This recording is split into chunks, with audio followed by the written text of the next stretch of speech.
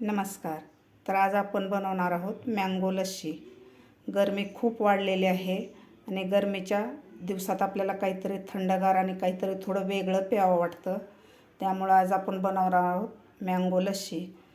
सध्या आंब्याचं सीजन चालू झालेलं आहे. मार्केटमध्ये खूप प्रमाणात आंबे यायला लागलेले आहेत. तर त्यासाठी मी इथे एक आंबा घेतलेला आहे. थोडा मोठ्या साईजचा आंबा आहे आणि याला केशर कमी आहे आंब्याला आणि कमी केशर असणारच आपल्याला आंबा वापरायचा आहे. इथे 1 कप मी दही घेतलेलं आहे. फ्रेश ताजं दही घेतलेलं आहे. 2 चमचे साखर घेतलेली आहे. साखर तुमच्या आवडीप्रमाणे वापरू शकता. आणि इथं थोडेसे मी पिस्ता कापून घेतलेला आहे बारीक. आता सुरुवातीला आपल्याला हे आंबा कापून घ्यायचा आहे. तर सुरुवातीला आपल्याला यावरचं देठाचा भाग काढून घ्यायचा आहे. अशा प्रकारे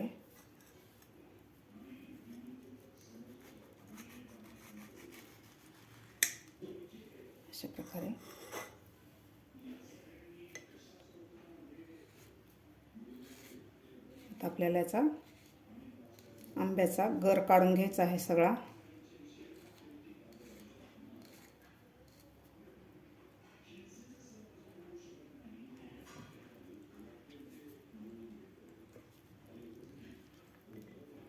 अशा प्रकारे आपल्याला आंब्याचा गर काढून घ्यायचा आहे. सगळ्या आंब्याचा गर काढून घ्यायचा आहे आपल्याला. अशा प्रकारे आंब्याचा गर काढून घेतलेला आहे.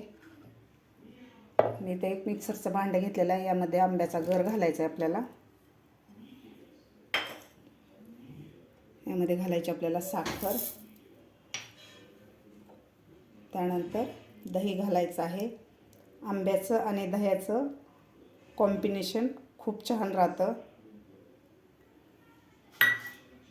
आता आपल्याला हे मिक्सरमधून फिरवून घ्यायचं आहे. व्यवस्थित बारीक करायचं आहे आपल्याला. आंब्याचे जेम्स नाही राहिले पाहिजे.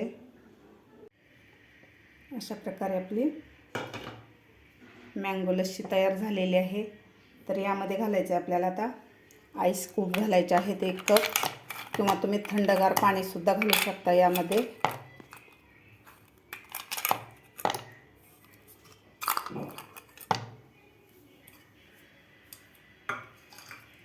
आता परत एकदा आपल्याला हे फिरवून घ्यायचं आहे मिक्सरमधून. आईस क्यूब घातल्यानंतर आपण परत एकदा याला फिरवून घेतलेलं आहे.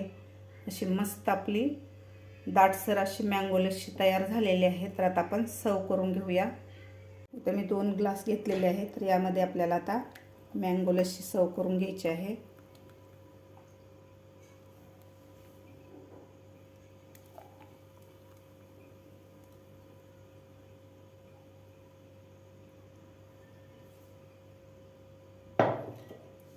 तर यामध्ये आपल्याला गार्निशसाठी पिस्ता घालायचा आहे. यावर तुम्ही केशरसुद्धा घालू शकता किंवा विलायची पावडरसुद्धा घालू शकता. अशी मस्त आपली थंडगार मँगो लस्सी तयार झालेली आहे. प्यायला खूप छान लागते आणि करायलासुद्धा अगदी 5 मिनिटात तयार होते. तुम्हीसुद्धा ह्या उन्हाळ्याच्या दिवसात नक्की करून प्या. तुम्हाला माझी आजची ही रेसिपी कशी वाटली हे नक्की कमेंटद्वारे सांगा. माझा व्हिडिओ आवडल्यास लाईक, शेअर आणि सबस्क्राईब करायला विसरू नका. भेटूया अशाच एका नवीन रेसिपीसोबत. तोपर्यंत धन्यवाद.